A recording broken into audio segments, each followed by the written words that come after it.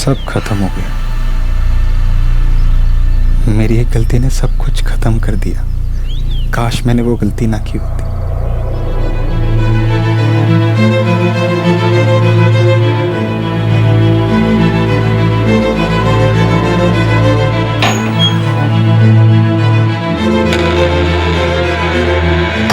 प्यार सिर्फ बर्बाद करता है। अब सब कुछ छोड़ने का वक्त आ गया। Good bye.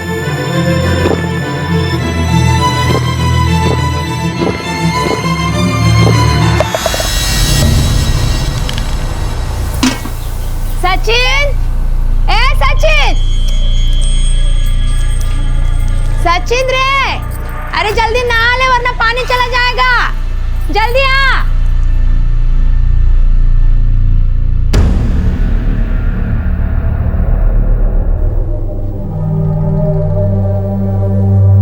आपने सचिन को देखा क्या? कहाँ चला गया लड़का? सचिन, दामिनी, सचिन को देखा क्या रे? आई वो दादा को पीछे जाते हुए देखा था, उसके बाद तो नहीं देखा। अरे देवा, सचिन, सचिन, सचिन! दादा, दादा अंदर क्या कर रहे हो आप? सचिन, दादा! अरे जो किया वो कम था क्या? एक तो मुंह काला किया, ऊपर से ये नाटक नौटंकी शुरू कर दी। बाबा, कुछ गड़बड़ तो है। दादा दरवाजा नहीं खोल रहा। सचिन दरवाजा खोल, सचिन दरवाजा खोल, नहीं तो अंदर आके मैं खाल खींच लूंगा तेरी। नाटक बस हो गया तेरा, उघड। अरे हाँ तुका सांगता दरवाजा खोल। सचिन, सचिन!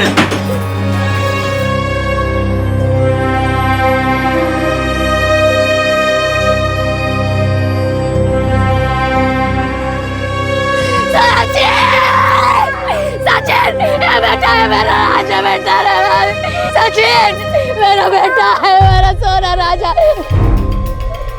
ये लोग खूनी है। ये लोगों ने मार डाला। ये पोते परिवार खूनी है। ये जिम्मेदार है मेरे बेटे के खून, मेरे बेटे की जान में। और ये भी जिम्मेदार है। इसने भी मारा मेरे बेटे को।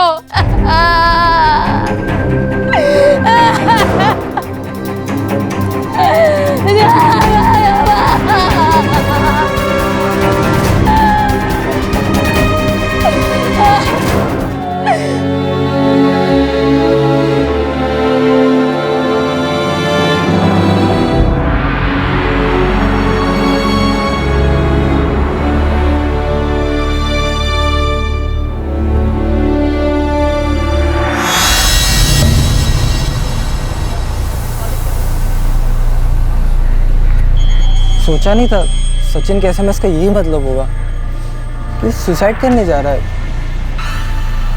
रति, तुम्हें भी मिला था ये एसएमएस?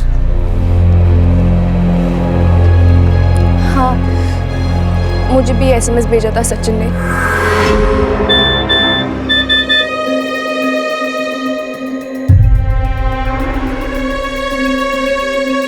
सब खत्म हो गया।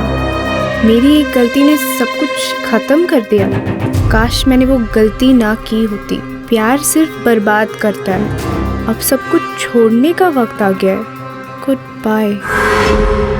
सचिन ने अपनी जान ले ली। मैंने कभी नहीं सोचा था कि वो ऐसा कुछ करेगा। कभी नहीं।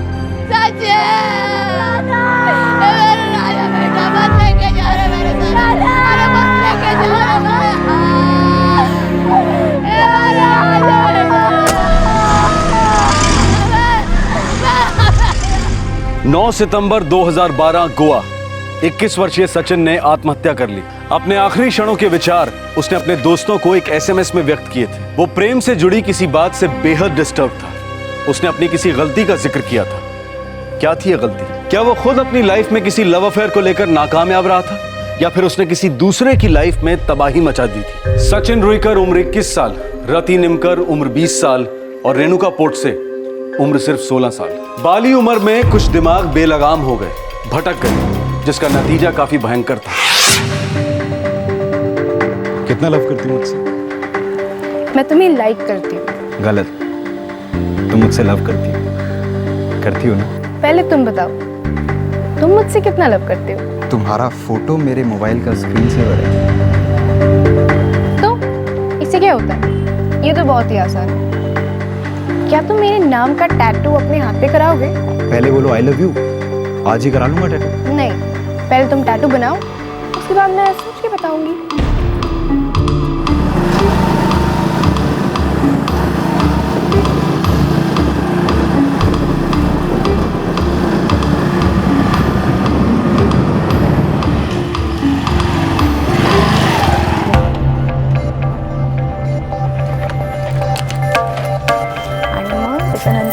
हे केलं होतं. क्या रे सचिन, इतनी देर क्यों हो गई? आई वो एक्स्ट्रा क्लास थी आज। ये दामिनी सुन, ये मेहंदी का कलर परमानेंट रह सकता है? क्यों दादा, आपको मेहंदी लगवानी है क्या? जितना पूछा उतना जवाब दे। और ये बता कहाँ पर होगी मेहंदी? पहले आप बताओ कि बात क्या है। आप अपने हाथों पे मेहंदी क्यों लगवाना चाहते हो? किसी का नाम लिखवाना है? ऐसे कुछ समझ ले। ये बता कहाँ पर होगा? पहले बताओ किसका नाम लिखवाना है? दामिनी ओवर स्मार्ट मत बन, समझी? जितना पूछा उतना बता। वो बोराटा मार्केट है ना, उसके पीछे एक हिप्पी मार्केट लगता है, वहाँ पे एक शॉप है, सस्ते में भी करता है, वैसे टैटू भी करता है वो। थैंक्स। वैसे मुझे टैटू वैटू नहीं कराना, ओके? दादा, टैटू परमानेंट होता है, मेहंदी नहीं। टैटू में दर्द होता है यार। अच्छा, तो इसका मतलब लड़की का नाम परमानेंट नहीं लिखवाना आपको? अपना काम कर, समझी? ऐसे ही साइलेंट फिल्मों की तरह देखती रहेगी ना तो तेरा नंबर कभी नहीं आने वाला। और वैसे भी अब दादा को प्रपोज करके कोई फायदा नहीं है। क्यों मतलब? मेरे दादा इतने स्मार्ट हैं, कोई ना कोई गर्लफ्रेंड जरूर बना ली होगी कॉलेज में। मैं ना तेरे दादा से कभी नहीं कह पाऊंगी। मुझे ना तेरे दादा से बहुत डर लगता है, हाथ कांपने लगते हैं। देख, इतना ही डरती है तो प्यार क्यों करती है? फ्लॉप है तू।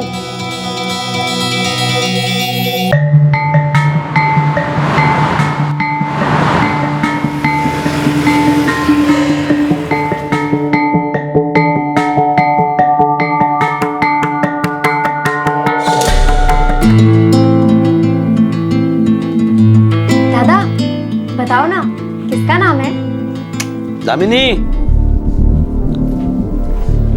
दामिनी बेटे, मुझे तेरे इंटरनेट से थोड़ी जानकारी चाहिए। बाबा, इंफॉर्मेशन तो निकाल कर दूंगी, लेकिन पहले ये कंप्यूटर तो चले। सचिन, पिछले महीने तूने उसे ठीक करवाया था ना, फिर से कैसे खराब हो गया? किसी सही बंदे को पकड़कर ठीक तरीके से सेट करवा देना। हाँ बाबा, ठीक है, करा दूंगा। अरे बाबा, करा दूंगा नहीं, अभी ले जा। आज नहीं, कल। आज कुछ अर्जेंट काम है बाबा। अरे लेकिन सुन, सचिन,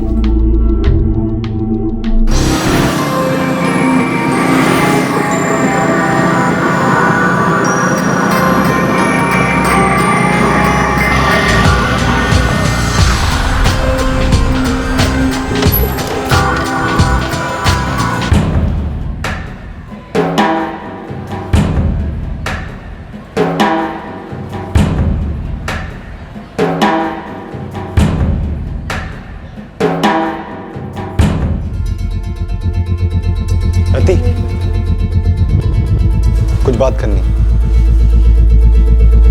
ये मुकेश के साथ क्या हो रहा था? क्या हो रहा था? वो तुझे हाथ लगा रहा, तूने रोका नहीं। सचिन, तुझे हो क्या गया है? मुझे क्या होगा? रति, हम दोनों गर्लफ्रेंड बॉयफ्रेंड। तू उस लड़के के साथ घूम रही है। फालतू की बातें मत कर। हाँ, मुझे पता है कि मैं तेरी गर्लफ्रेंड हूँ, लेकिन इसका मतलब ये नहीं कि मैं किसी और के साथ बात भी नहीं कर सकती, थोड़ा एंजॉय भी नहीं कर सकती। थोड़ा एंजॉय? ये पता है क्या है? ये लव है, लव, जो मैं तुझसे करता हूँ और एक्सपेक्ट करता हूँ कि तू भी मुझसे करे। ये लव नहीं, ये मेहंदी है। तुम टैटू कराने वाले थे। हाँ, तो क्या फर्क पड़ता है? नाम तो तेरा है ना। तो इसका मतलब ये नहीं कि मैं तुम्हारी प्रॉपर्टी बन गई, समझे? रति, मैंने ये सब कुछ तेरे लिए किया, तू मुझे हल्के में ट्रीट कर रही है। मैं तुम्हें हल्का ट्रीट करवा रही हूँ सचिन। तुम्हें पता है तुम मुझे कैसा फील करवा रहे हो? जैसे कि मैं कोई चीप हूँ। Just get lost.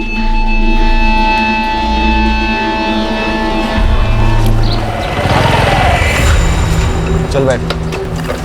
No thanks, वैसे भी मेरी बस आने वाली, और अगर नहीं भी आती ना तो मैं तुम्हारे साथ नहीं बैठती। रति, देख, हम दोनों ने डिसाइड किया था कि हम दोनों एक कपल हैं, जो कि हम हैं, लेकिन अब तो अजीब सा बिहेव कर रही है। सचिन, मैंने आज दिन भर बहुत सोचा, मतलब नहीं बनना यार मुझे तेरी गर्लफ्रेंड।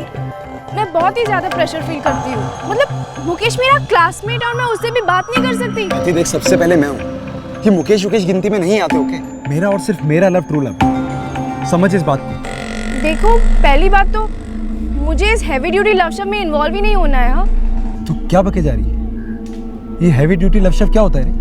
तू कह रही तू मुझसे प्यार नहीं करती, तो गो टू हेल। मैं तुझसे ब्रेक ऑफ कर रहा हूँ। और रियली तो करो ना ब्रेक ऑफ, लेकिन एक बात याद रखना, तुम्हें ना कभी भी कोई लड़की नहीं मिलेगी, नेवर।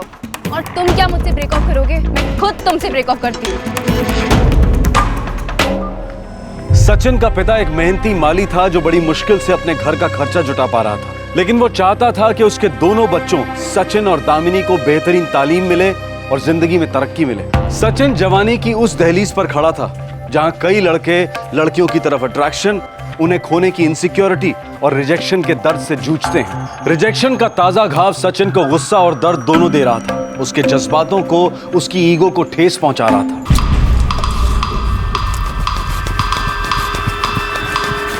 तुम्हें ना कभी भी कोई लड़की नहीं मिलेगी, नेवर। मुझे कोई और लड़की नहीं मिलेगी। मैं चाहूं किसी को यूं पटा लूं। रति, तुझे गलती बहुत महंगी पड़ी।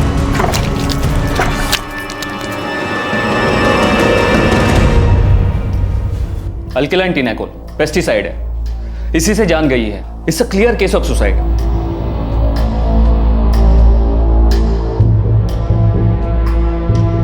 सर, ये लेटर यही पड़ा था, मैंने अभी देखा।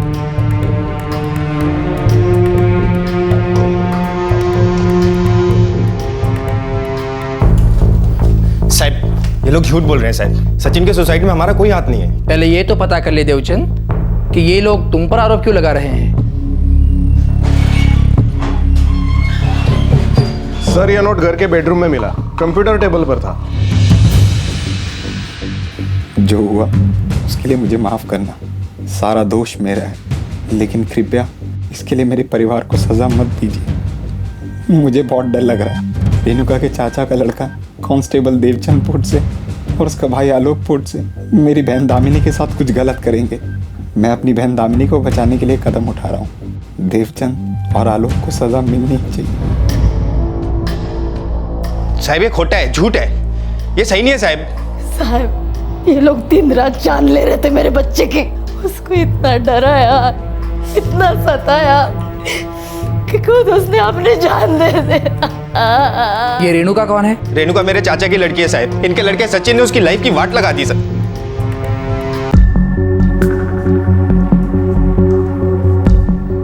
पुलिस ने बुलाया हमें, गलती तुम सबकी। रेणुका पे नजर नहीं रख सकते थे तुम? अलका, तुम्हारे नाक के नीचे सामने वाले घर में हो रहा था ये कांड और तुम कुछ नहीं कर पाई। पर भाऊ, मुझे कुछ पता ही नहीं था कि इन दोनों के बीच ऐसा कुछ हो रहा है। इसमें रेणुका की कोई गलती नहीं है पापा। सच में वो सचिन ने फंसाया अपनी रेणुका को।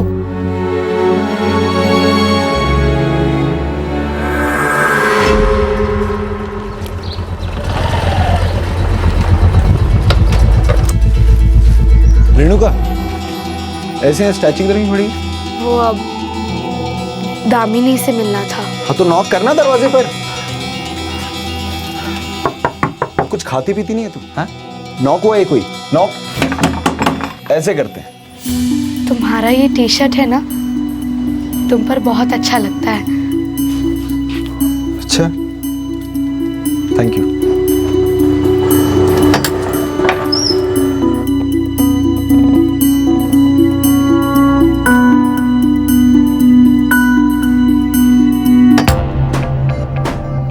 दामिनी। हाँ दादा। फिर खराब हो गए? फिर बंद हो गया ये कंप्यूटर। वहाँ बोर है ये आपका कंप्यूटर। बस बहुत हो गया। अब इसे अपने फ्रेंड श्याम के पास ले जाऊंगा, वही ठीक करेगा इसे। मैं तो आपको कब से ही बोल रही हूँ। आज ना मैंने सचिन से कहा कि वो ना उस टी शर्ट में बहुत स्मार्ट लग रहा है।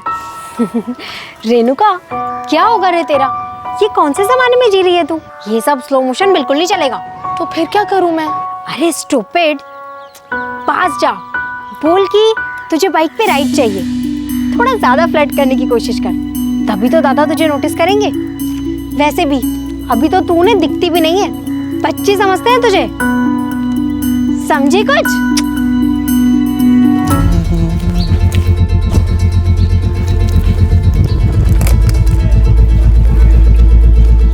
क्या? सचिन, मुझे आई के लिए मार्केट से कुछ लेकर आना है। तुम मुझे लिफ्ट दोगे प्लीज?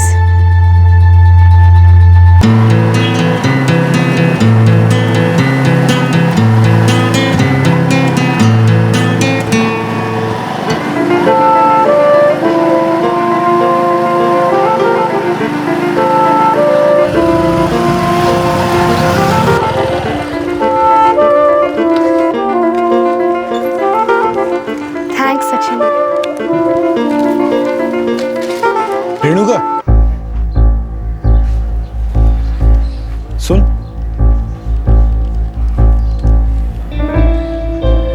मेरे साथ बीच पे चलेगी?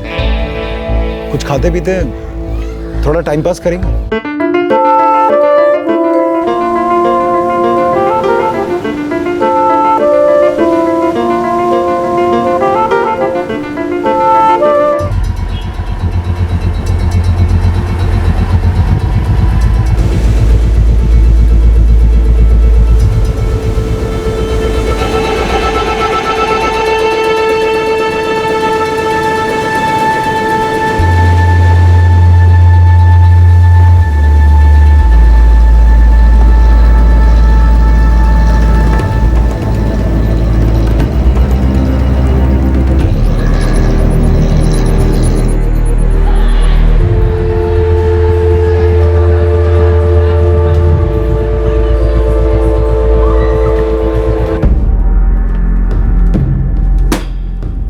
सचिन, मैं दामिनी को लेकर बाजार जा रही हूँ, 7 तक लौटूंगी। मच्छी कड़ी बना के रखिए, खा लेना हाँ? और थोड़ी बचा के भी रखना, समझा क्या? हाँ आई, समझा।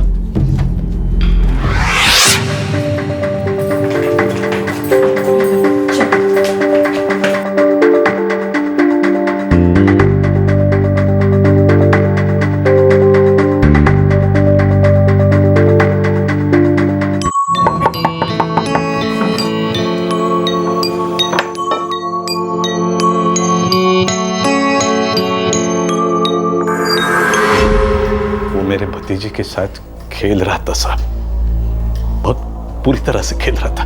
बच्ची है हमारी रेणुका, मासूम है, फायदा उठाया उसका, खराब कर दिया उसे, इस्तेमाल किया उसने। साहब मेरी चचेरी बहन रेणुका नाबालिग है और उस लड़के ने उसके साथ वो कैसे बोलूं साहब।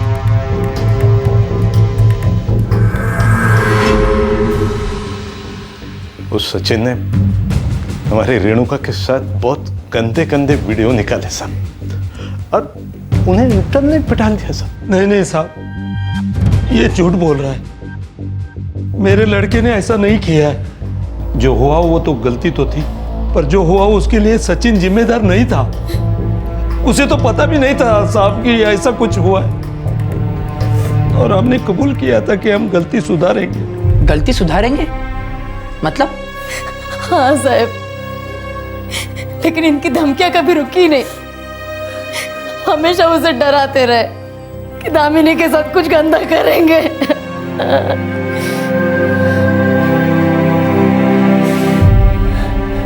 एक भद्दा अश्लील एमएमएस इंटरनेट पर अपलोड किया गया था। ये किसकी हरकत थी और कैसे मुमकिन हुई? सबसे पहला सवाल यह उठ रहा था कि सचिन ने रेणुका के साथ ऐसा क्यों किया था, और वो कौन सा उपाय था जिससे गलती को सुधारने की बात हो रही थी।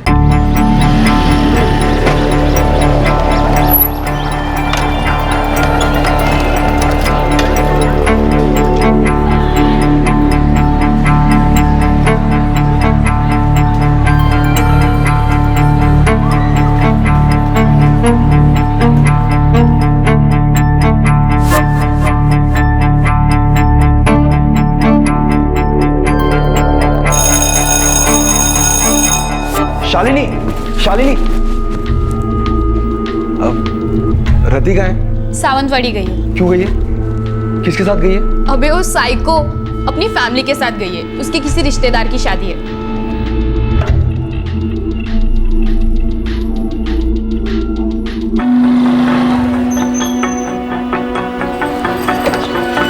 सचिन, कहाँ थे तुम? मुझसे मिले क्यों नहीं? बिजी था। मन भर गया है मुझसे। छोड़ना चाहते हो या कोई और लड़की? रेणुका, मैं ऑलरेडी बहुत डिस्टर्ब हूँ, मुझे और परेशान मत करो, पर मेरा पीछा करना बंद कर दो।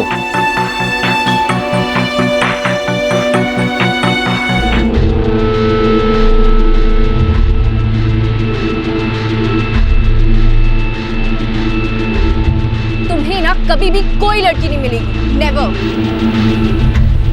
देख, दिखाता हूं तुझे।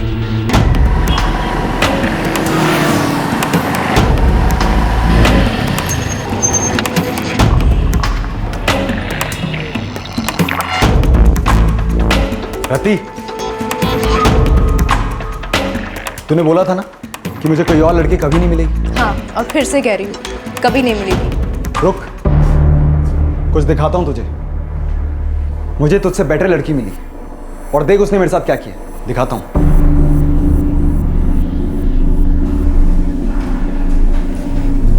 दिखा ना। सचिन ऐसे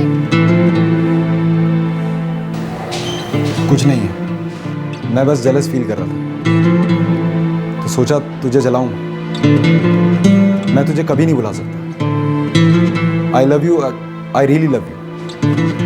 आज तुम नहीं समझ रही हो, लेकिन एक दिन तुम्हें एहसास होगा कि मैं तुमसे सच्चा प्यार करता हूं।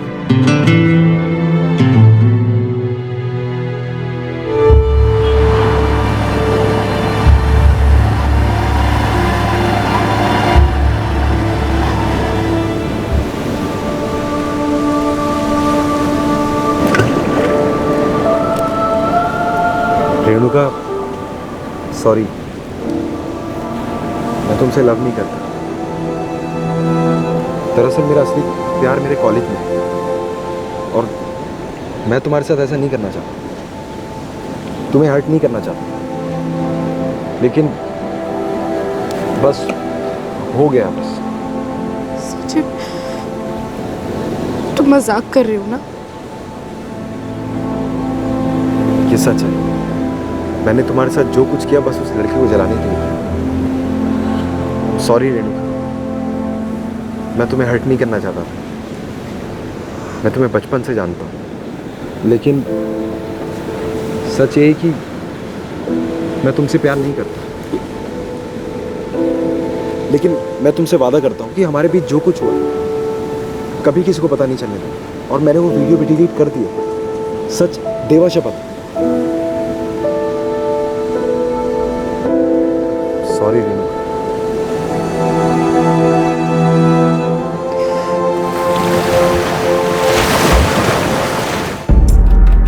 फिर से ये डब्बा बंद हो गया है।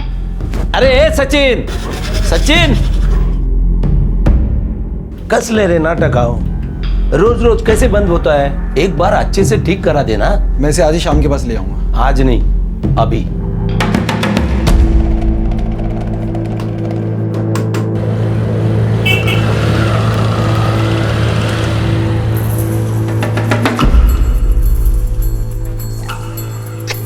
जबरदस्त वायरस है रे। शाम कुछ करना, हर तीसरे दिन बंद पड़ जाता है, बूट होता ही नहीं। ये मर चुका रे, इसको अब ट्रांसप्लांट चाहिए। देख, एक तो रैम बढ़ाना पड़ेगा और दूसरा नया हार्ड डिस्क डाल देते हैं, तब इसका कुछ हो पाएगा, वरना कोई चांस नहीं। नहीं रे, ऐसा मत बोल। अभी के लिए कुछ कर देना, वो नया हार्ड डिस्क वगैरह बाद में देखेंगे। अभी का भी कुछ नहीं हो सकता, पूरा खोलना पड़ेगा, चेक करना पड़ेगा। एक काम करता हूँ, कल शाम तक सेट करता हूँ, ठीक है? चल ठीक है, थैंक्स।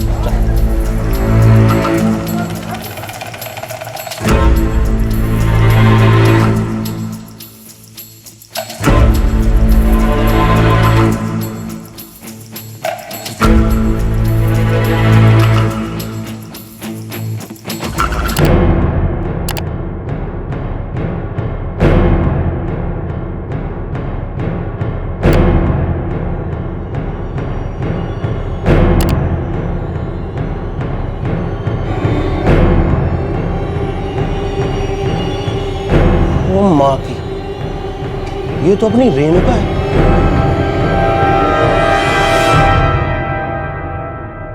सचिन ने एमएमएस को अपने मोबाइल फोन से तो डिलीट कर दिया था, लेकिन उसने जो बैकअप अपने कंप्यूटर की हार्ड डिस्क में स्टोर किया था, उस बैकअप को वो डिलीट करना भूल गया था। अब ये अश्लील वीडियो कंप्यूटर रिपेयर करने वाले श्याम के हाथ लग गया था और अपने विकृत मनोरंजन के लिए श्याम ने इस वीडियो को इंटरनेट पर अपलोड कर दिया और चंद सेकंड्स में ये वीडियो वायरल हो गया, यानी कि लाखों की तादाद में दुनिया के हर एक कोने में फैल गया।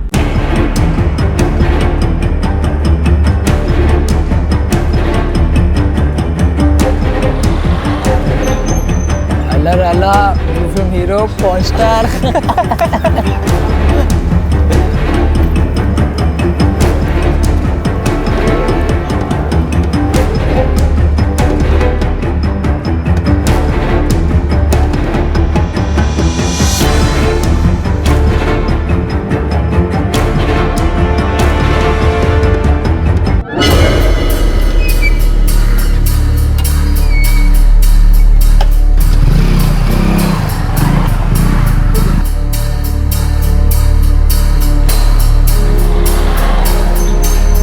क्या हुआ रे गणेश, इतनी जल्दी क्यों बुलाया? देवचंद, वो इंटरनेट पर एक नया वीडियो आया है। कैसा वीडियो? कोई खून मर्डर का है क्या? नहीं रे, तेरी बहन रेणुका का। क्या? रेणुका का वीडियो? कैसा वीडियो? XXX। बे गणेश, मुंह संभाल के बात कर, दिमाग खराब हो गया तेरा क्या? अरे माँ कसम सच बोल रहा हूँ यार, मुझे मालूम था तो मेरी बात पे यकीन नहीं करेगा। वो तेरा पड़ोसी है ना सचिन रोईकर, उसी के साथ। ये देख देख देख देख। जवान चला के नालायक। बाबा, बच्ची है अपनी रेणुका, सिर्फ 16 साल की है। उस कुतरा सचिन ने इसे फंसाया होगा। अभिराम, अभिराम, तेरा बेटा सचिन कहाँ है? क्या बात है नरेंद्र, और तुम लोग इतने गुस्से में क्यों हो? सचिन, ये लोग क्या कह रहे हैं? ये लोग जो कह रहे हैं वो तूने किया है? देवा शपथ, मैंने वो वीडियो इंटरनेट पे नहीं डाला बाबा। लेकिन तूने रेणुका के साथ ये सब किया है, साफ दिख रहा है सब। अरे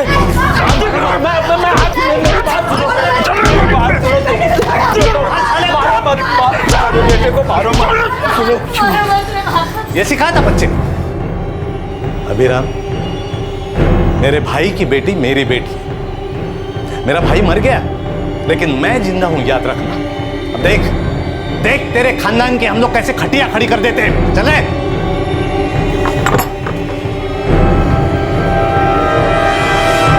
जो हुआ है वो बुरा हुआ है।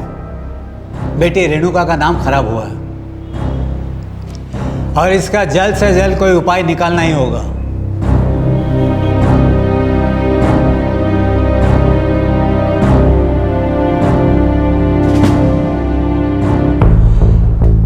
पंचों ने फैसला किया है कि सचिन रेणुका से शादी करेगा।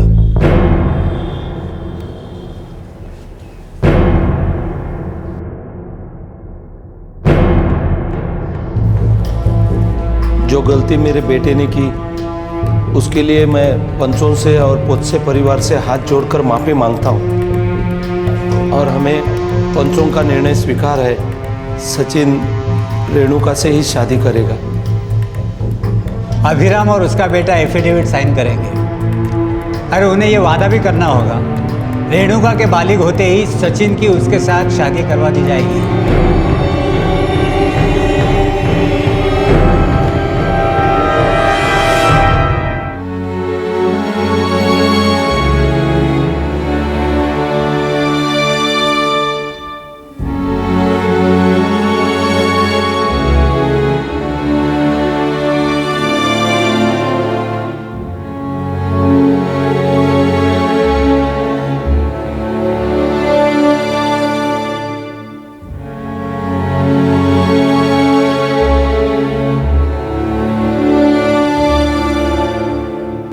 तुमसे लव नहीं करता। मैंने तुम्हारे साथ जो कुछ किया बस उस लड़की को जलाने के लिए किया।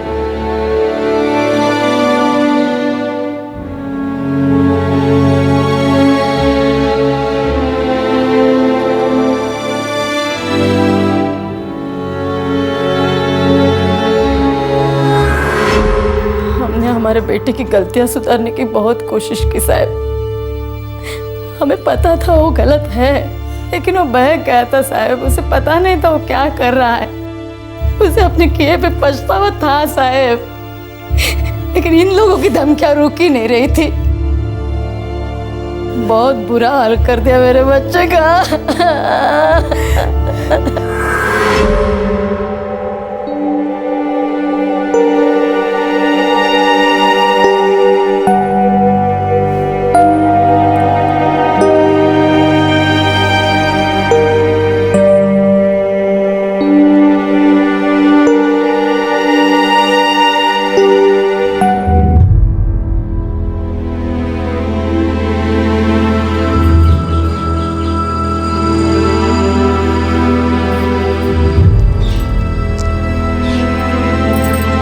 कॉलेज क्यों नहीं जाता रे? मन नहीं होता है। अरे कुछ अलग लगेगा बाबा। यहाँ बैठे बैठे कब तक सोचता रहेगा तू?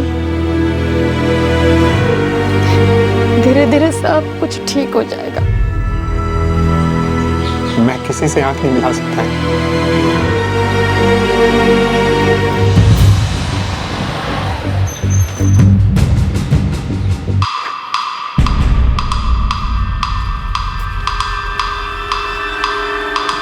हर दिन दिल करता है कि आके तेरी मुंडी काट दूं साले, लेकिन हमारी बहन की इज्जत के कारण चुप हैं। अगर कभी भागने की कोशिश की या रेणुका को दगा देने की कोशिश की तो तूने जो हमारी बहन के साथ किया है ना, हम वही तेरी बहन दामिनी के साथ करेंगे, याद रखना ये बात।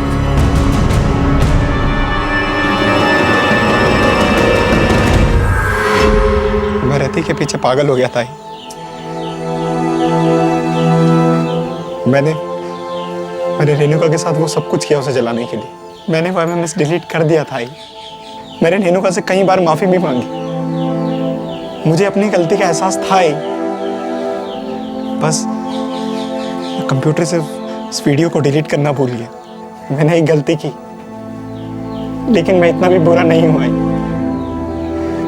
मैं कभी रेणुका को बदनाम नहीं करना चाहता था। मैं कभी नहीं चाहता था। तुझे से पता ही, तुझे शपथ। देख बेटा,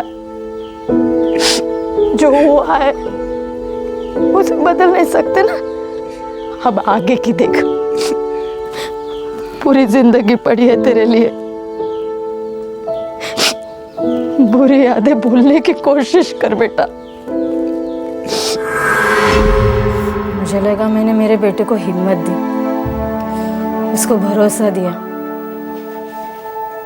लेकिन इन लोगों की धमकियां रुकने का नाम ही नहीं ले रही थी साहब। मुझे नहीं मालूम था मेरे बेटे को रोज इतना कुछ सुनना पड़ रहा है, इतना कुछ सहना पड़ रहा है। मैंने कभी सोचा नहीं था साहब मेरा बेटा इतना मायूस हो जाएगा।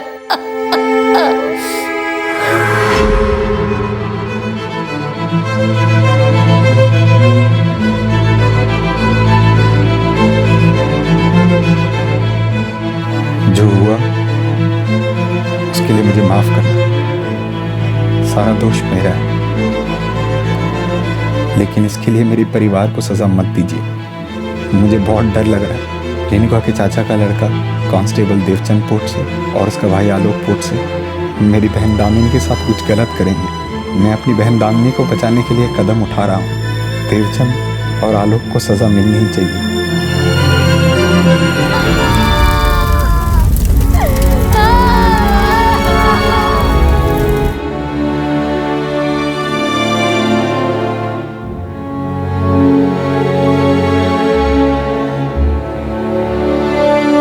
रेणुका के चचेरे भाइयों द्वारा सचिन को दी गई धमकियों का कोई भी ठोस सबूत पुलिस को नहीं मिला। इन्फैचुएशन, जलन, इनसिक्योरिटी और सिंपल इमेच्योरिटी की चौखट पर एक जवान जिंदगी की बलि चढ़ी। सचिन को अपने किए पर सच्चा पछतावा था, लेकिन बहुत दुख की बात है कि वो एमएमएस की बैकअप कॉपी अपने कंप्यूटर से डिलीट करना भूल गया था और इससे उसकी भूल 10 गुना ज्यादा गंभीर हो गई। कंप्यूटर रिपेयर करने वाले ने विकृत मजे के लिए इस वीडियो को इंटरनेट पर अपलोड कर दिया और उसकी इस हरकत ने 2 जानें बर्बाद कर दी। सचिन ने आत्महत्या की और रेणुका भी काफी डिप्रेशन में रही। क्या ये सब होना जरूरी था? क्या प्यार में ये जलन, इनसिक्योरिटी, ये कंपटीशन जरूरी है? बेशक हर युवक ऐसा नहीं सोचता, लेकिन अक्सर जवानी के जोश में अपनी भावनाओं पर कंट्रोल खोना ये बहुत कॉमन है। और प्यार में रिजेक्शन का बदला लेने की भावना भी बहुत कॉमन है। और ऐसे हालात में मैच्योरिटी एक्सपेक्ट करना बहुत मुश्किल है। लेकिन हाई स्कूल और कॉलेजेस में काउंसलिंग काफी हद तक मदद कर सकती है। हम देखते आ रहे हैं कि एमएमएस स्कैंडल्स की तादाद बढ़ती जा रही है। लेटेस्ट टेक्नोलॉजी ज्यादातर यंगस्टर्स इस्तेमाल करते हैं और उन्हें बड़ी आसानी से ये उपलब्ध भी है। इसलिए बेहद जरूरी हो जाता है कि लव अफेयर्स के टूटने को दस्तक समझा जाए और बात के साइबर वर्ल्ड में पहुंचने से पहले ही मामले को सुलझा दिया जाए। बेहद जरूरी हो जाता है कि युवा पीढ़ी को बार बार समझाया जाए कि प्यार चंद मिनटों की तृप्ति नहीं है। प्यार में एक रिजेक्शन जिंदगी का रिजेक्शन नहीं है। उन्हें समझाना होगा कि वो हमेशा लार्जर पिक्चर को ध्यान में रखें, जिंदगी को समझदारी से बसर करने की कोशिश करें। कुमार अवस्था में अक्सर सारी हरकतें जायज लगती हैं, मजा भी आता है। असर के बाद ही एहसास होता है कि गलती कितनी बड़ी थी और तभी गलती की गंभीरता समझ में आती है। अतीत को बदलना नामुमकिन है, लेकिन उससे सीखना और गलतियों को ना दोहराना ये तो बिल्कुल मुमकिन है। इसी विचार के साथ हम आपसे विदा लेते हैं। आपसे फिर मुलाकात होगी क्राइम पेट्रोल दस्तक में एक और नए केस के साथ। इंसान अपने जुर्म को लाख छुपाने की कोशिश करे, जुर्म की निशानियां, उसके धब्बे मिटाए नहीं मिटते।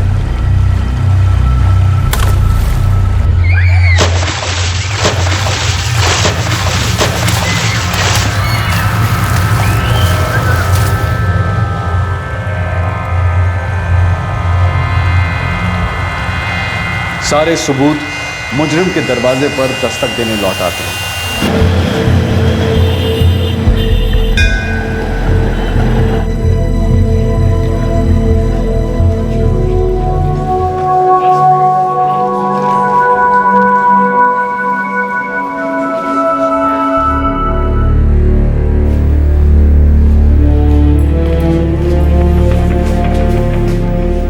नमस्कार साहब, मैं आती हूँ। हाँ प्रजापति, आओ। सहकार पुलिस स्टेशन से केस की फाइल मेरे पास आ गई है, मैंने पढ़ ली है। लेकिन सर, इस केस में अब तक कोई अपडेट नहीं है। सहकार नगर पुलिस कहती है ये एक्सीडेंटल डेथ या शायद मेरी बेटी दिव्या ने सुसाइड किया था। पर साहब, मैं मेरी बेटी दिव्या को अच्छी तरह से जानता हूँ, वो सुसाइड कर ही नहीं सकती। नहीं साहब, कदीस नहीं, वो बहुत मजबूत लड़की थी साहब। प्रजापति, आप डिपार्टमेंट के रिटायर्ड ऑफिसर हैं, आपको तो मालूम है कि कभी कभी तहकीकात में टाइम लग जाता है, गलतियां हो जाती हैं। अब आप ये बताइए कि मैं आपके लिए क्या कर सकता हूँ। मुझे न्याय दिलाइए साहब, मैं कसम खाकर कहता हूँ मेरी बेटी ने सुसाइड नहीं किया है, उसे मारा गया है साहब। उसके गुनहगारों को जल्द से जल्द पकड़वाइए साहब, मैं हाथ जोड़ता हूँ आपसे। कई तरीके से कुछ तो कीजिए।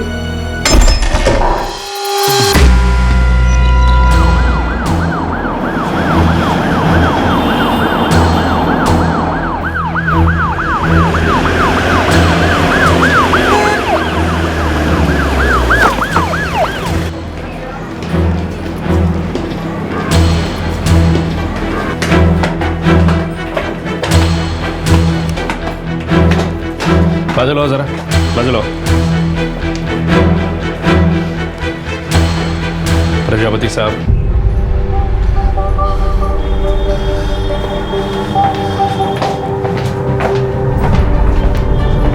क्या हुआ था? मैं लगभग 12:30 बजे घर लौटा, बेल बजाई पर कोई जवाब नहीं आया।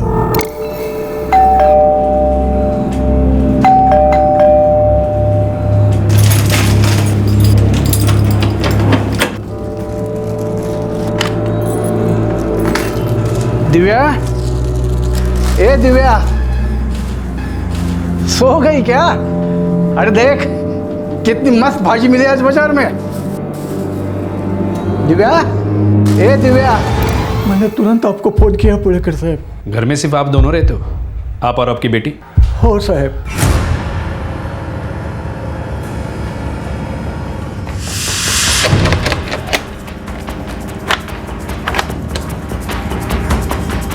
सर, घर में कोई ज़बरदस्ती घुसा हो ऐसा तो कोई निशान नहीं मिला सर। चोरी?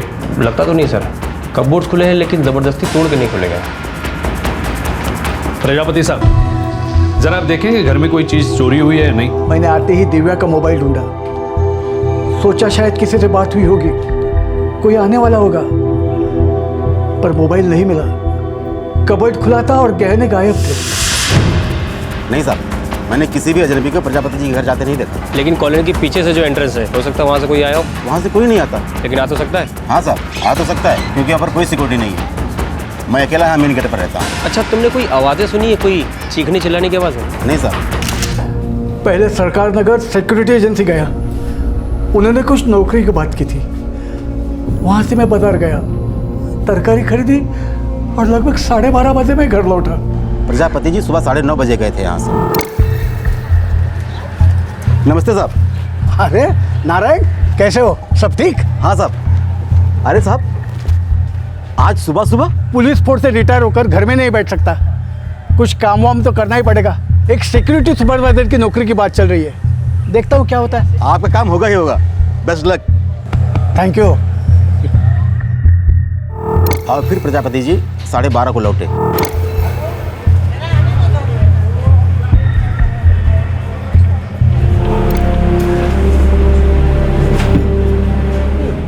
और विक्टिम की तरफ से कोई रेजिस्टेंस भी नहीं है। मौत का समय 10:30 से 11:30 के बीच। दुपट्टा में गले पर लिपटा मिला। डॉक्टर, सुसाइड के क्या चांसेस है? लगता तो नहीं है, लेकिन पूरी तरह से रूल आउट नहीं कर सकते।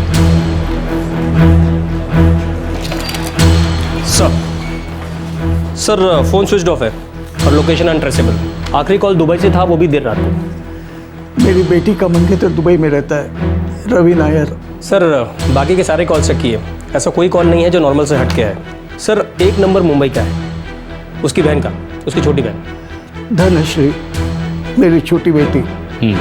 एक काम करो, खबरियों को एक्टिवेट कर दो और ये फ़ोन का IMEI नंबर ट्रैकिंग पे डाल दो। Okay sir. बॉडी आपको कल मिलेगी प्रजापति साहब।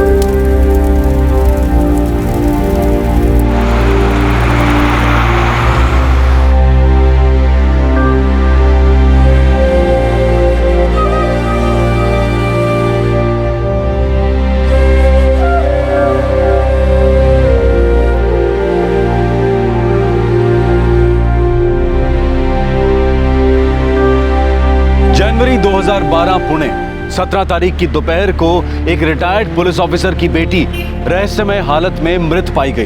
पुलिस के पास कोई ठोस सबूत नहीं थे सिवाय इसके कि मृत का मोबाइल फोन और गहने घर से गायब थे। ना तो घर में जबरदस्ती घुसने के कोई निशान मिले थे और ना ही बिल्डिंग में किसी ने चीखने चिल्लाने की आवाजें सुनी थी। ये मौत शंकास्पद होने के बावजूद सुसाइड का केस लग रहा था, लेकिन मृत के पिता इस सुसाइड थ्योरी को पूरी तरह से नकार रहे थे। पुणेकर साहब, मुझे लगता है आपकी तहकीकात ढीली है, कोई कुछ नहीं कर रहा है। प्रजापति साहब आप शांत रहिए। देखिए आप हमारे डिपार्टमेंट से, आपके लिए हम नॉर्मल से ज़्यादा मेहनत कर रहे हैं। मेरा यकीन कीजिए, कुछ खास निकल नहीं रहा है इस इन्वेस्टिगेशन से, कोई एंगल बन नहीं रहा है सुसाइड के अलावा। मोबाइल और गहने गायब है तो क्या खाक सुसाइड? कोई अपना मोबाइल और गहने ठिकाने लगाकर अपनी जान क्यों लेगा? पुणेकर साहब, दिव्या मेरी बेटी, मेरी जिंदगी थी, मेरा सब कुछ थी।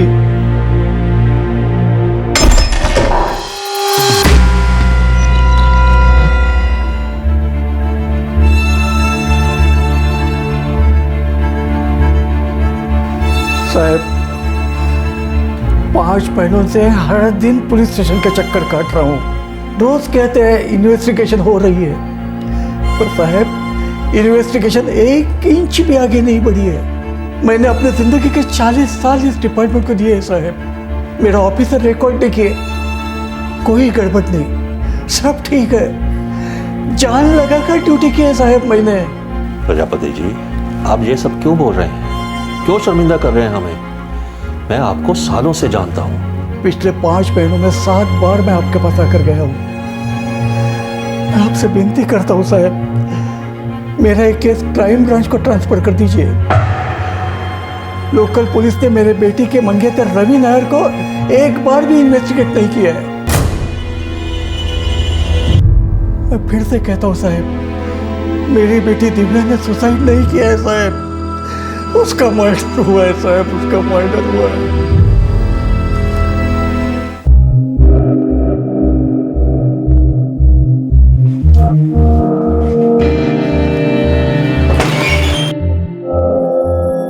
सरकार नगर पुलिस स्टेशन की रवि नायर से बात हो चुकी है। दिव्या की छोटी बहन धनश्री, उससे भी बात हो चुकी है। धनश्री का पति वसंत दामले, उससे भी। रवि नायर LLP केरला से बिलोंग करता है, दुबई के ऑटो स्पेयर पार्ट्स कंपनी में काम करता है। धनश्री कल्याण मुंबई में रहती है अपने पति वसंत दामले के साथ। शादी 2005 में हुई थी। वसंत दामले फिल्म इंडस्ट्री में लाइट सप्लाई करने का काम करता है। 5 महीने झाले दिव्या का सेल अभी तक ट्रेस नहीं हुआ है और ज्वेलरी भी मिसिंग है। सर ये अजीब है। दिव्या की मां मीनाक्षी सिन्नर में रहती है, अपने पति सुरेंद्र प्रजापति से 2 साल पहले अलग हुई थी, 2010 में। यहाँ तक कि दिव्या के अंतिम संस्कार के वक्त भी नहीं आई थी।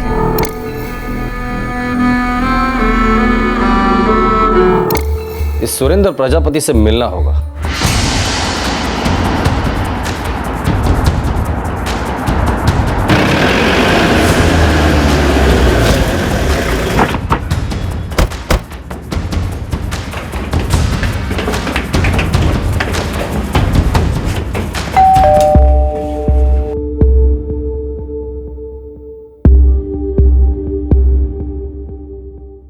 मैंने रसोई में तरकारी रखी और फिर बेडरूम में दिव्या की लाश पड़ी देखी। प्रजापति साहब, अगर आपकी बेटी का मर्डर हुआ है तो कोई तो घर के अंदर दाखिल हुआ है, या फिर दिव्या ने खुद दरवाजा खोलकर उसे घर के अंदर लिया है। हाँ, वही हुआ है। हत्यारा दिव्या के जान पहचान वाला था। मुझे पहले दिन से रवि नायर पर शक था, दिव्या का मंगेतर। क्यों? 11 साल, पूरे 11 साल वो मेरे बेटी को गोल गोल घुमाता रहा। शादी का वादा किया लेकिन शादी नहीं करता था। पर रवि दिव्या को क्यों मारेगा? दिव्या का किसी के साथ बैर नहीं था, किसी के साथ कुछ लेना देना नहीं था, फिर कोई ऐसी दुश्मनी क्यों निकालेगा? रवि और दिव्या के बीच कोई झगड़ा चल रहा था? वो मुझे नहीं पता, लेकिन वो उससे शादी नहीं कर रहा था। इस बात को लेकर दिव्या काफी परेशान रहती थी। प्रजापति साहब, आपकी बीवी मीनाक्षी प्रजापति 2 साल पहले आपको छोड़कर चली गई। शादी के 44 साल के बाद माजरा क्या था? 44 साल में हम दोनों की कभी नहीं बनी, बस जैसे तैसे निभा रहे थे। 2 साल पहले वो मुझे छोड़कर अचानक चली गई।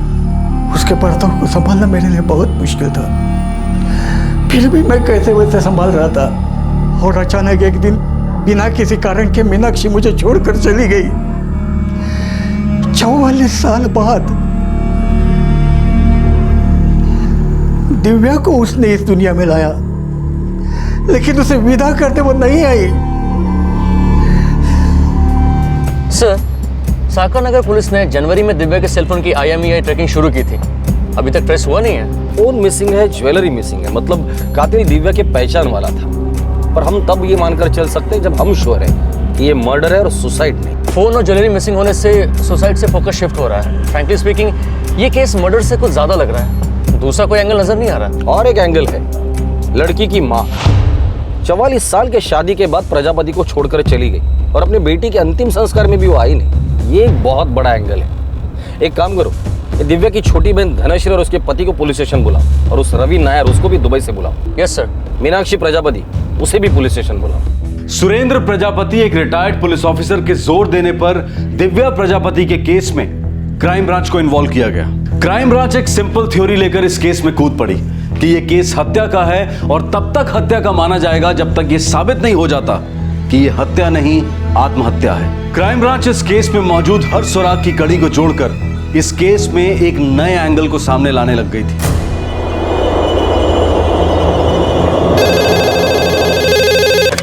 जी हाँ, रवि नायर हमारे यहाँ काम करते हैं। बात करो ये। लेकिन वो तो छुट्टी पर है, इंडिया गए हुए। घर का एड्रेस दीजिए प्लीज। Just hold on. लेकिन रवि तो बहुत प्यार करता था दिव्या ताई से। लेकिन आपके पिताजी तो बता रहे थे कि रवि शादी करने से मना कर रहा था, इसलिए दिव्या बहुत डिस्टर्ब थी। बाबा ने ऐसा बोला, लेकिन मुझे तो इस बारे में कुछ भी नहीं पता साहब। धनुश्री, हो सकता है तुम्हारे बाबा ने ये बात कभी किसी को पता ही नहीं है। वसंत जी, आपको पता है इसके बारे में? हाँ, दरअसल वो अपनी परेशानियां हमेशा मेरे साथ शेयर करते हैं। आपकी आई आपके बाबा को शादी के इतने सालों के बाद छोड़कर चली गई, बता सकती है क्यों? मेरी शादी 26 की उम्र में हुई साहब। तब तक मैंने अपने बाबा और अपनी आई को एक बार भी प्यार से बात करते हुए नहीं सुना। उसके बाद भी नहीं।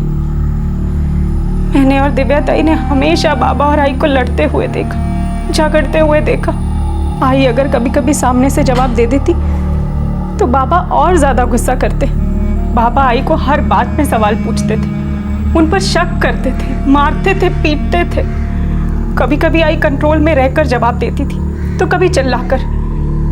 मुझे और दिव्या ताई को ऐसा लगता था जैसे हमारा घर घर नहीं पुलिस स्टेशन हो।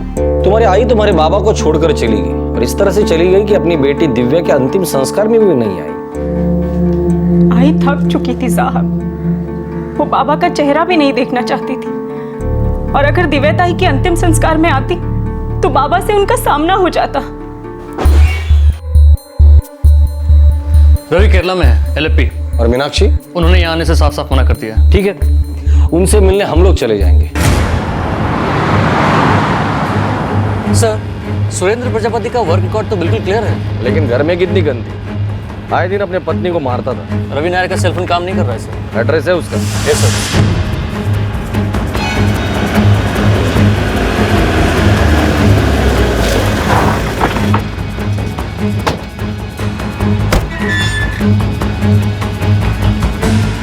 मीनाक्षी प्रजापती घरी आहेत का? काय झालं? माझी पोरी संग काय काम आहे तुमको? मीनाक्षी जी, शादी के 44 साल के बाद आपने आपके पति सुरेंद्र प्रजापति को छोड़ दिया, क्यों? मुझसे और सहा नहीं जा रहा था। वो घर घर नहीं, नर्क है। उसमें आपकी बेटियां भी तो रहती थी। मीनाक्षी जी, दिव्या के अंतिम संस्कार में भी आप नहीं आई थी। मेरे आने से वो जिंदा हो जाती। नहीं ना। मीनाक्षी जी, दिव्या आपकी बेटी थी, आपका अपना खून। मैंने जब वो घर छोड़ा तब मैंने वहां की सारी यादें, सारे रिश्ते छोड़ दिए। मुझे वहां का कुछ नहीं चाहिए था, कुछ भी नहीं। और वैसे भी रोज की मार और गंदी गालियों के अलावा मुझे मिलता भी क्या था? हर बात पर शक, हर बात पर सवाल जवाब। मीनाक्षी जी, क्या दिव्या को आपने मरवाया? क्या बकवास कर रहे हैं आप? अगर मैंने जिंदगी में कोई समझदारी का काम किया है तो वो ये कि मैंने सब कुछ अपने दोनों बेटियों के नाम कर दिया था। बहुत बड़े टॉप के पुलिसमैन समझते थे ना अपने आप को। उनके नाक के नीचे मैंने दो प्रॉपर्टीज खरीदी, एक पूना में और एक मुंबई मीरा रोड पे। दोनों पर सिर्फ मेरा नाम था। मैंने दोनों घर अपने बेटियों के नाम कर दिए हैं ताकि उनकी जिंदगी मेरी जिंदगी जैसे नरक ना बने। अगर गलत पति मिले तो उसे छोड़ने की पहले से ही हिम्मत रखे। मैं दिव्या को मरवाऊंगी, मैं मां हूं उसकी। उसमें जान अटकी थी मेरी। मैं कहती हूँ, जाइए उस जालिम जानवर को पकड़िए, मेरे पति को। उसने उसको मारा होगा, पीटा होगा, गालियां दी होगी, बेचारी सहन नहीं कर पाई होगी, तभी तो उसने सुसाइड की होगी। मेरी बेटी के सुसाइड में इसी का हाथ है। वो कुछ भी कर सकता है, कुछ भी। इंसानियत नहीं है उसमें।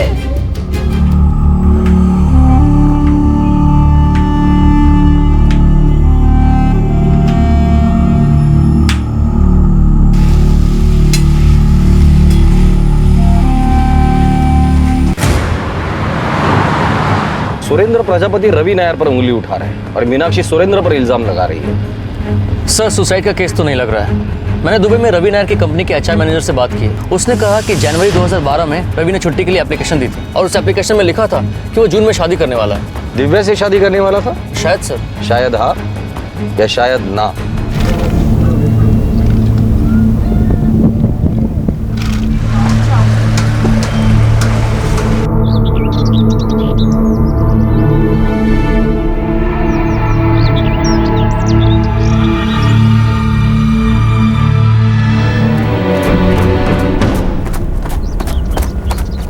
चटा चटा, पुलिस आई है। आपसे मिलने पुणे से पुलिस आई है। पुलिस?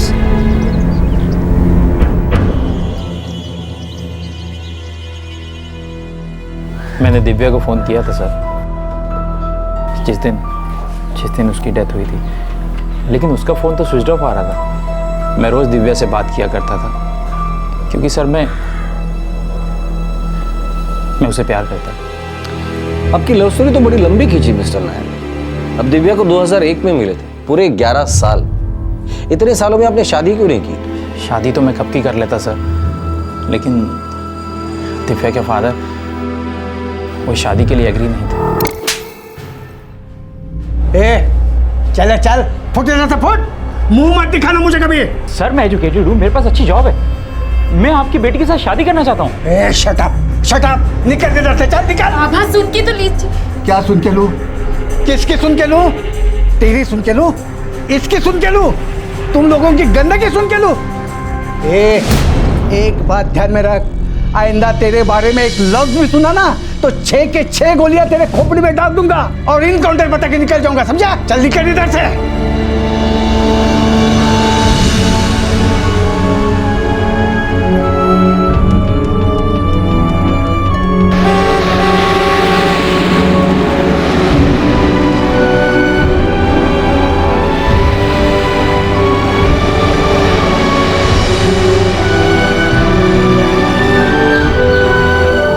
उसके बाद दिव्या ने अपना घर छोड़ दिया और मेरे पास आके रहने लगी। लगभग 6 महीने हम एक साथ रहे, एक ही घर में।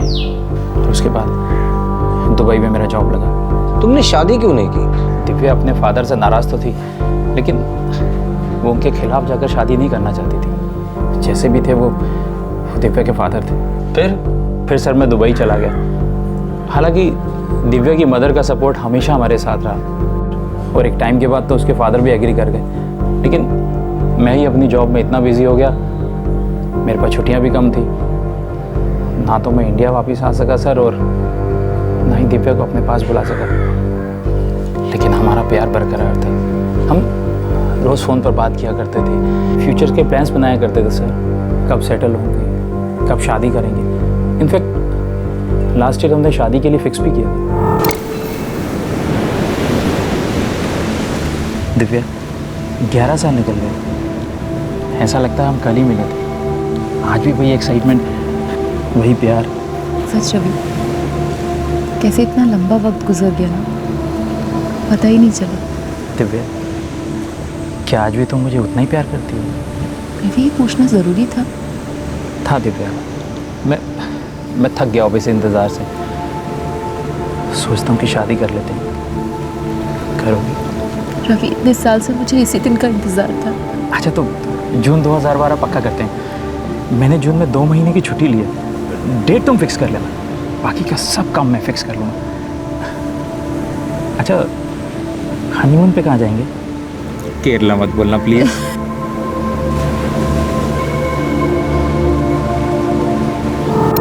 वो मेरी लाइफ थी सर, मेरी ज़िंदगी।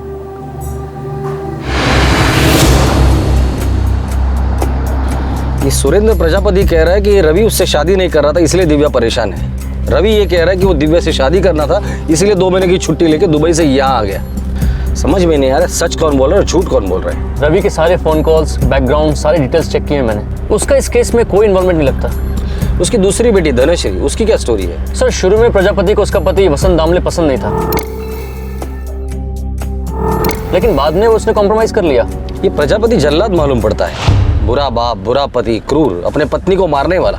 राघव, ये सच है या हमारे सामने उसकी इमेज ऐसे तैयार की जा रही है? शायद सच हो सर, लेकिन एक डाउट है। अगर प्रजापति इतना बुरा है तो बेटी बाप के साथ क्यों रह रही है, माँ के साथ क्यों नहीं गई? जबकि माँ ने दोनों प्रॉपर्टीज अपनी बेटियों के नाम पर की है, बाप के लिए तो कुछ छोड़ा ही नहीं। राघव, मामला कॉम्प्लिकेटेड है। जैसे जैसे इस केस के अलग अलग पहलू सामने आ रहे थे, पता चल रहा था कि केस काफी गांठों में बंधा हुआ था। क्राइम ब्रांच के समक्ष एक ऐसे परिवार की तस्वीर पेश की जा रही थी जो पूरी तरह से बिखरा हुआ था। सुरेंद्र प्रजापति पर उंगलियां उठ रही थी कि उसी के कारण दिव्या ने आत्महत्या की है, लेकिन सुरेंद्र प्रजापति इस बात पर अड़ा हुआ था कि उसकी बेटी की हत्या हुई है। अब सवाल यह था कि क्या यह मर्डर क्रिमिनल केसेस और इन्वेस्टिगेशन से भरे दिमाग की कल्पना थी या फिर यह केस वाकई में एक हत्या का केस था। जयकर साहब, थोड़ा लॉजिक और थोड़ा कॉमन सेंस यूज करो। अगर मैं बुरा बाप हूँ, बुरा पति हूँ, तो मेरी बेटी मेरे साथ क्यों रहती थी? उसकी माँ जब मुझे छोड़कर चली गई, उसके साथ क्यों नहीं गई? और दूसरी बात, मैं भी सब इंस्पेक्टर रह चुका हूँ, मेरी पूरी लाइफ इन्वेस्टिगेशन में गई है, और मेरे जैसे आदमी के पीठ पीछे मेरी बीबी ने 2 प्रॉपर्टीज कर दी, सिर्फ अपने नाम पर, वो भी मेरी कमाई से।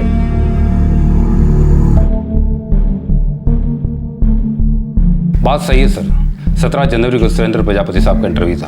हम उन्हें सिक्योरिटी सुपरवाइजर पोस्ट के लिए कंसीडर कर रहे थे, एक बहुत बड़ी हाउसिंग कॉलोनी के लिए। कितनी देर रुके थे वो यहाँ पर? 10 बजे के आसपास आए थे और तकरीबन 1.5 घंटे तक इंटरव्यू की बात चली। उसके बाद वो 11:30 बजे तक चले गए। तुम लोग सुरेंद्र प्रजापति को कैसे जानते हो? सालों से जानते सर, जब वो आपकी तरह ऑफिसर थे तब से। देखिए प्रजापति साहब, हम हर एंगल टटोल कर देख रहे हैं, लेकिन मर्डर का षड्यंत्र ऐसा कुछ लग नहीं रहा है। गहने और मोबाइल गायब है, ऊपर से लोकेशन ट्रेस नहीं हुआ है। फिर ये षड्यंत्र नहीं है तो क्या है? मानता हूं कि गायब गहने और मोबाइल मर्डर की तरफ इशारा कर रहे हैं, लेकिन देखिए घर में फोर्स एंट्री के कोई निशान नहीं, ना ही दिव्या ने अपने आप को बचाने की कोई कोशिश की। तो मतलब आप लोग भी ये कह रहे हैं कि सुसाइड है? नहीं साहब, प्रजापति सर सीधे 12:30 को ही आए। मैंने वो दूसरे पुलिस वालों को भी बोला था जो पहले आए थे। लेकिन अगर मैं पीछे के गेट से दाखिल होता हूँ तब तो तुम्हें पता नहीं चलेगा। हाँ साहब, पता तो नहीं चलेगा, लेकिन प्रजापति सर ऐसे आदमी नहीं है जो कभी भी पीछे के गेट से घुसे। वो शेर आदमी है। जयकर साहब, मैं बार बार ये कहते रहूंगा, मेरी बेटी का मर्डर हुआ है और वो रवि नायर उसके पीछे है। बस आप लोग ठीक तरह से इन्वेस्टिगेट नहीं कर रहे हैं।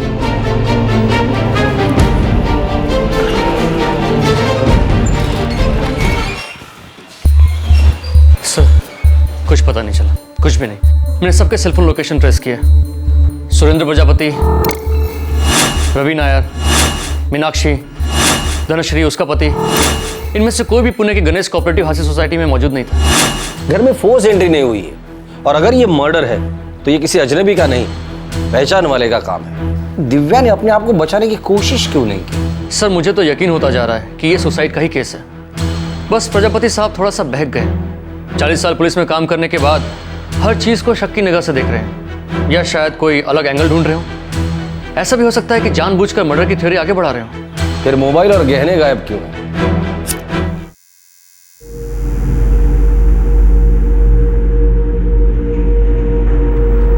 अरे दिलीप, ये वाला नहीं, ये वाला लगा, वो शॉर्ट है, लगा। हाँ चल ले।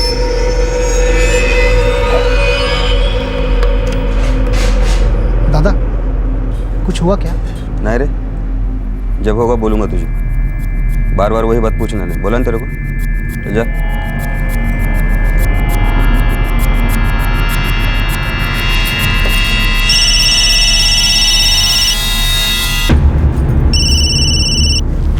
हॅलो धनश्री, कशी आहेस ग?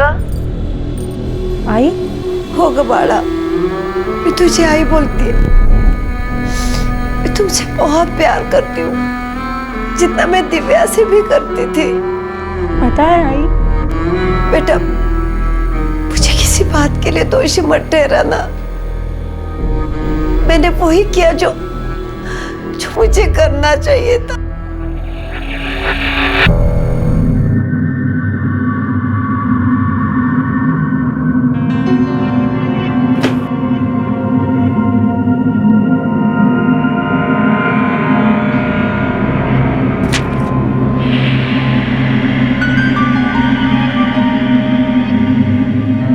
हत्या या आत्महत्या, पिछले 6 महीने से एक केस इन दो ऑप्शंस के बीच त्रिशंकु की तरह लटक रहा था। जनवरी 2012 से लेकर जुलाई 2012 तक यह केस वहीं अटका रहा, क्योंकि ये बाप अपना इरादा पक्का कर चुका था कि इन्वेस्टिगेशन को जारी रखना ही है। और फिर अचानक इस केस में एक ऐसा मोड़ आया कि एक पूरा नया मोर्चा खुल गया।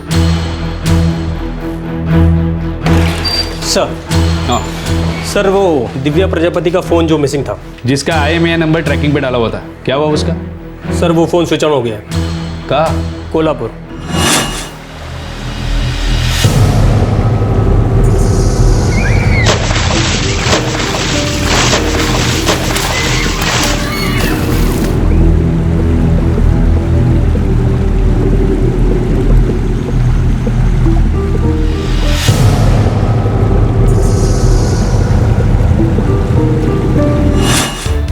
क्राइम ब्रांच को तुरंत इन्फॉर्म करो। सर, दिव्या का मिसिंग सेल कोल्हापुर में स्विच ऑन हो गया है। कोल्हापुर पुणे से लगभग 218 किलोमीटर दूर है। राघव, ये केस जो कुछ भी है सुसाइड का नहीं है। 6 महीनों से रडार से बाहर रहा दिव्या का मोबाइल फोन आखिर मिल गया। क्या ये सुराग एक परफेक्ट क्राइम का पर्दाफाश करने जा रहा था, या फिर इस फोन का मिलना भी एक सोची समझी चाल थी ताकि पुलिस इन्वेस्टिगेशन और गुमराह हो सके? इंसान अपने जुर्म को छुपाने की लाख कोशिश करे, लेकिन उस जुर्म की निशानी, उसके धब्बे मिटाए नहीं मिटते। वो लौट आते हैं। वो सारे सबूत मुजरिम के दरवाजे पर दस्तक देने के लिए लौट आते हैं। दिव्या प्रजापति की मौत अब एक रहस्य नहीं रह गया था, बल्कि इस रहस्य को खोलने की एक चाबी पुलिस के हाथ लगी थी। पर क्या यह चाबी सही थी? क्या इस चाबी से कोई नया दरवाजा खुलने वाला था, या फिर क्राइम ब्रांच ऑफिसर्स फिर से उसी जगह पर पहुंचने वाले थे जहां से उन्होंने शुरू किया था? ये इस बात पर निर्भर कर रहा था कि दिव्या का मोबाइल इस वक्त कौन इस्तेमाल कर रहा था और वो पुणे से कोल्हापुर कैसे पहुंच गया और वहां उसे ले कौन गया।